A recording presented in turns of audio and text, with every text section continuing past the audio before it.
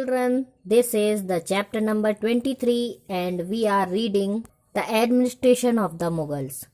So, in the previous video, we had studied about the social, economic and religious condition of the Mughal Empire. And today, we will read about the education and literature of Mughal Empire. During the Mughal period, along with Persian and Turkish, Hindi, Sanskrit, Bengali and Punjabi literature progressed considerably. Many emperors gave royal patronage to scholars. The primary education was imparted at maktabs and the higher education was imparted at madrasas. Akbar established a translation department in his court with the purpose of translating the excellent work of Sanskrit. Jahangir himself was an accomplished scholar. He wrote Tujuke Jahangiri in Persian. Then Shah Jahan gave full patronage to literature, and his son Dara Shikoh was greatly influenced by Indian literature and translated Bhagavad Gita and Upanishad into Persian languages.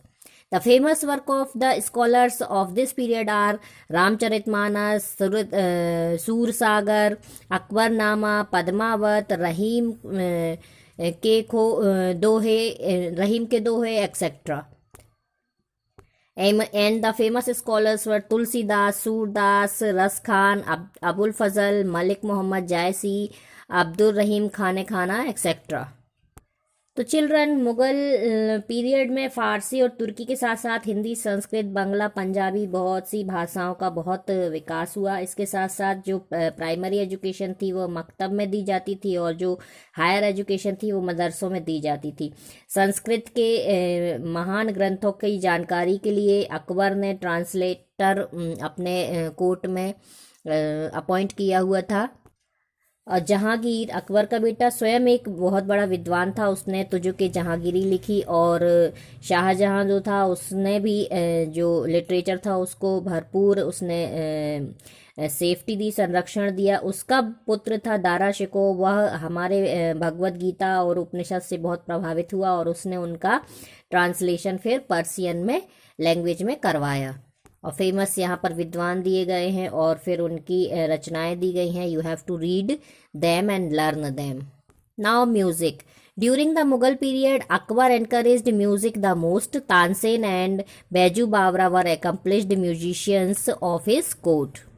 तो अकबर के court में famous musician Tansen और बैजू बावरा थे. Now art and literature. The Mughal emperor were great lovers of architecture, the proof of which can be found in the magnificent buildings of this time.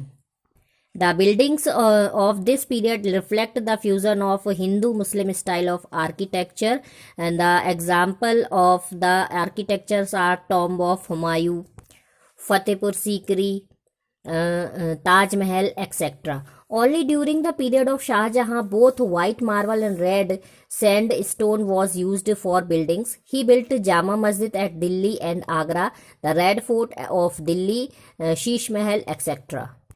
तो जो Mughal period के जो शासक थे वो आर्किटेक्चर के बहुत प्रेमी थे. बहुत भव्य भव्य इमारतें उन्होंने बनवाई हैं. जैसे कि दिल्ली में हुमायूं का मकबरा, अकबर ने फतेहपुर सीकरी नामक नगर बसाया और जिसमें बुलंद दरवाज़ा बहुत ही फेमस है. इसके साथ साथ नूरजहाँ द्वारा अपने पिता एतमादुद्दौला के मकबरे का उसने निर्माण करवाया. नूरजहाँ ने मूल्यवान रत्नों से उसको सजाया गया. शाहजहाँ ने ताजमहल बनवाया. तो ये सारे आर्किटेक्चर के एग्जाम्पल हैं जो कि मुग़ल पीरियड में बनवाए गए. अब जो मुग़ल काल था उसमें शाहजहाँ के टाइम से ही वाइट मार्बल का यूज़ किया जाने लगा और साथ में रेड सैंड स्टोन का यूज़ शाहजहाँ के समय से ही किया जाने लगा था. उसने दिल्ली और आगरा में जामा मस्जिद, दिल्ली का लाल किला, शीश महल, मोती मस्जिद, बहुत सारी सुंदर इमारतों का निर्माण उसने करवाया. The Moti Masjid was built by Aurangzeb. Paintings. The Mughal school of painting represent the blend of Indian and Persian style. Due to the blending of both style, a new style was created, the Mughal style. Jahangir loved to paint and during his reign, miniature paintings became popular. Mughal period के समय Indian और Persian दोनों ही style की painting की जाती थी और दोनों को मिला करके फिर नई स्टाइल का जन्म हुआ, मुगल स्टाइल। जहांगीर जो था वो एक बहुत बड़ा पेंटर था और उसके समय में बहुत ही पॉपुलर पेंटिंग्स बनवाई गई जो कि मिनिएचर मीन्स लघु चित्र कहलाते थे। तो चिल्ड्रन, इस चैप्टर में हमने मुगल पीरियड का administration, social, economic and religious condition के बारे में पढ़ा, साथ में उस समय की architecture, painting, music, education and literature, इन सब के बारे में पढ़ा। Now we will do exercise. Choose the correct alternative. During the Mughal period the diwan और wazir looked after the income and expenditure. Next, the main occupation of the people during the Mughal rule was agriculture. Next, which new faith was propagated by Akbar? Deen-e-Ilahi. Now fill in the blanks. During the reign of Akbar, blank was the great singer of India. So correct answer is Tansen. Now the blank built by Shah Jahan included in the World Heritage Sites. So the answer is Taj Mahal. Now short answer type questions. Write a short account of the administration of the Mughal period. This answer is in page number 130. Children, इसमें आपको लिखना है यहाँ से administrative system of the Mughal. The emperor was all powerful, he ruled with the help of his army. यहाँ से यहाँ तक फर्स्ट में। सेकेंड पॉइंट में देयर वर से लेकर के असिस्ट द एम्परर। फिर द वजीर और diwan looked after the finance department. The minister called, ये यहाँ से लेकर के आर्मी तक। देन खानेसामा से home department. And emperor Akbar introduce से लेकर के इन हिज एम्पायर, यहाँ तक। Next question, name the items of import and export during the Mughal period. So आपको यहाँ से स्टार्ट करना है। The items of import and export during the Mughal period are, फिर पेज नंबर 132। तो आप लिखेंगे पहले एक्सपोर्ट आइटम्स और लिखेंगे cotton, cloths, muslin, spices, turmeric, ये पूरा यहाँ से यहाँ तक एक्सेट्रा तक ये एक्सपोर्ट आइटम हो गए। To foreign countries from India, यहाँ से इंडिया को भेजे जाते, इंडिया से फॉरेन कंट्रीज में भेजे जाते थे। और इम्पोर्ट आइटम में आप लिखेंगे गोल्ड, सिल्वर, कॉपर, टिन, ये पूरे इम्पोर्टेड बाय इंडिया, ये मंगवाए जाते थे बाहर से हमारे देश में। Now next question, give an account of Akbar's religious policy. This answer is in page number 132. ये पेज नंबर 132 में है। आपको यहाँ से लेकर यहाँ तक ये पूरा फर्स्ट पॉइंट ये पूरा लिखना है।